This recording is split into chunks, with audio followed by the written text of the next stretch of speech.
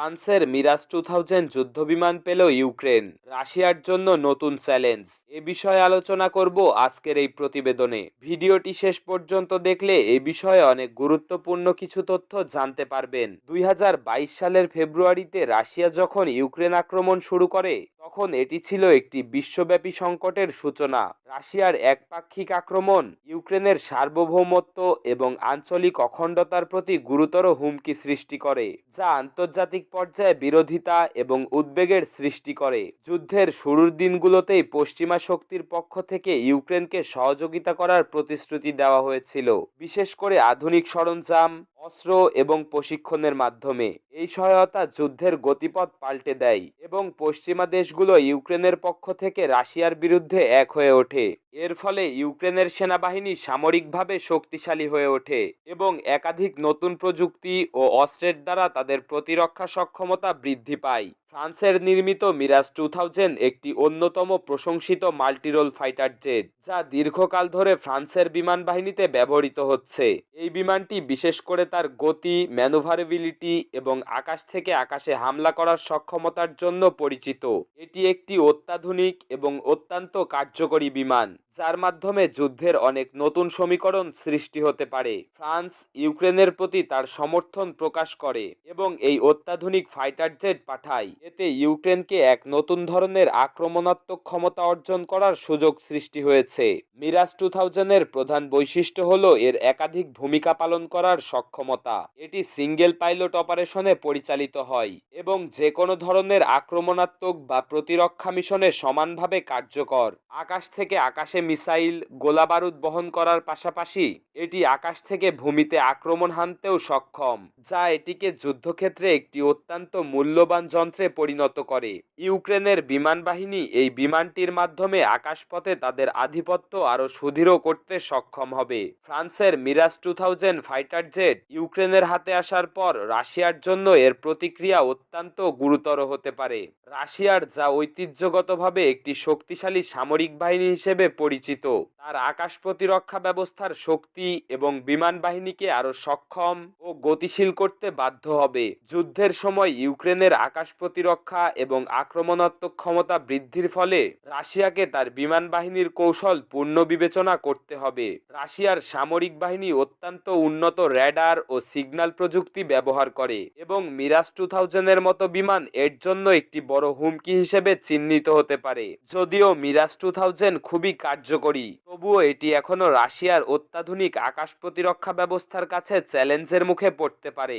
Russia যে ধরনের অস্ত্র ব্যবহার করে, যেগুলোর মধ্যে রয়েছে অত্যাধুনিক সিস্টেম যেমন S-400 এবং প্যানসির-1 আকাশ প্রতিরক্ষা ব্যবস্থা, যা ইউক্রেনের আক্রমণাত্মক বিমানগুলিকে প্রতিরোধ করতে সক্ষম। তবে মিরাজ 2000 এর উপস্থিতি রাশিয়ার জন্য শুধু আকাশ প্রতিরক্ষা ব্যবস্থা পরিবর্তন করতে বাধ্য করবে না, এটি তাদের সামরিক কৌশলেও একটি বড় পরিবর্তন আনবে।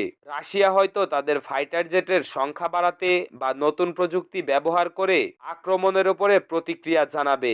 এছাড়া রাশিয়া সম্ভবত ইউক্রেনের আক্রমণাত্মক সম্ভাবনাকে নিষ্ক্রিয় করতে অন্য ধরনের কৌশল প্রয়োগ করতে পারে, যেমন ড্রোন এবং অন্যান্য ক্ষেপণাস্ত্র ব্যবস্থা ব্যবহারের মাধ্যমে। পশ্চিমা শক্তি, বিশেষ করে যুক্তরাষ্ট্র, ইউরোপীয় ইউনিয়ন এবং ন্যাটো, ইউক্রেনকে অস্ত্র সহায়তা দিতে অবিচল রয়েছে। মিরাজ 2000 এর মতো অত্যাধুনিক যুদ্ধবিমান ইউক্রেনকে কার্যকরী আকাশ প্রতিরক্ষা ব্যবস্থা দিতে সাহায্য করবে, কিন্তু এর মাধ্যমে এক নতুন রাজনৈতিক এবং সামরিক বাস্তবতা তৈরি হতে পারে।